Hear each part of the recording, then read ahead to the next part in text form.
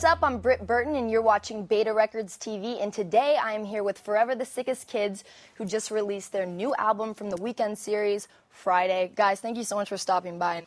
Our pleasure. Thank you for having us. Obviously, we're short 3 members of the band, but yes. How did you guys all meet? We're from the same basic area. We live in Dallas, Texas, and Kyle and Mark have the fortunate enough family that they're stepbrothers. Okay, so after you met the stepbrothers, how did the rest of you guys come together? Well, we were like, what if we had a band where both of y'all were in it? Could you imagine the amount of support from both sides of the family? So all we had to do was go out and find more musicians and form a musical entourage.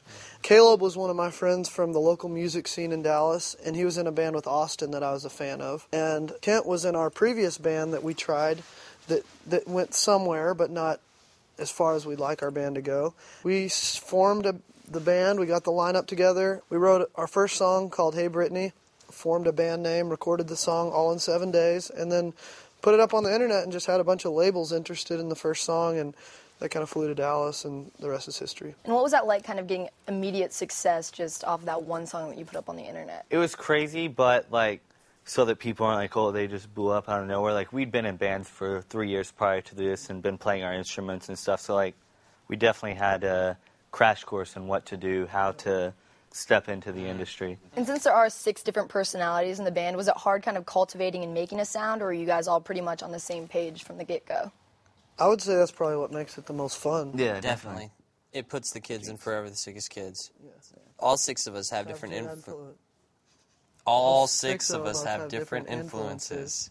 And when we get in the same room to write a song, all of our influences are shown through our music. Wow, that was really impressive. So what was it like working on the new album, Friday? It was actually really quick. We got in and recorded in like a month, and like I said, we really didn't have much time at home to write, so it was just kind of like every day we work, but we kind of knew that when we took on the 3-album series, we knew we were going to be, so busy for like a year and a half of writing and recording. So you guys were just on tour. Tell me a little bit about how that was. We just finished up a tour called the Cheap Date Tour, and we went out with Rocket Summer, Sing It Loud, Artist vs. Poet, Down with Webster, Vita, My Favorite Highway, and Kelsey and the Chaos. And it was our first headlining run, and we were really, really proud of ourselves because we kind of put it together on our own. There was so much preparation and nobody to really tell us how to do it. We just had to figure out how to put a headlining tour on the road and to see kids come every night to something that we put a lot of effort into making happen. And it was our first one, so it was really exciting.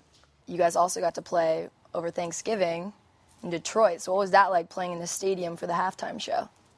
It was incredible. Like, I know, like, for myself, we did Conan O'Brien a while back, and like I was so nervous that I don't remember it. So I told myself, like, over and over, I'm not going to be nervous because I want to remember this day. Did it and work? I did.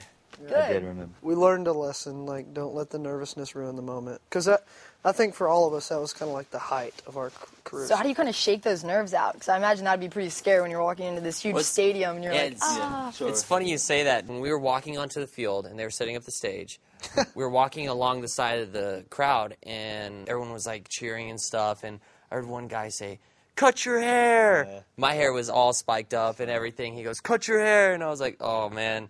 After the show, we were walking out by the same people, and he reached over the banister and he was like, "Hey, good job tonight. That was awesome. That was really cool. Be on the lines. Sorry, the cut your hair thing earlier. Sorry about that." So when are you guys going to start working on new music? We have a basket full of new songs that some of which More will like make a it grocery cart. Yeah, I think the most important thing is kind of what we feel, because just let our heart lead us, especially with a grocery cart full of songs. Right.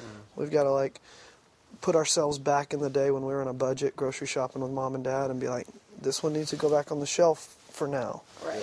You know what I mean? So we'll put, like, the canned refried beans back on the shelves so that the quesadillas can make it on the album. You guys have so many good analogies. You guys need to, like, write a book, Forever the Sickest Kids. We talked about making Language. a dictionary. Yeah. No, no, no, no, no, no, no, no, no.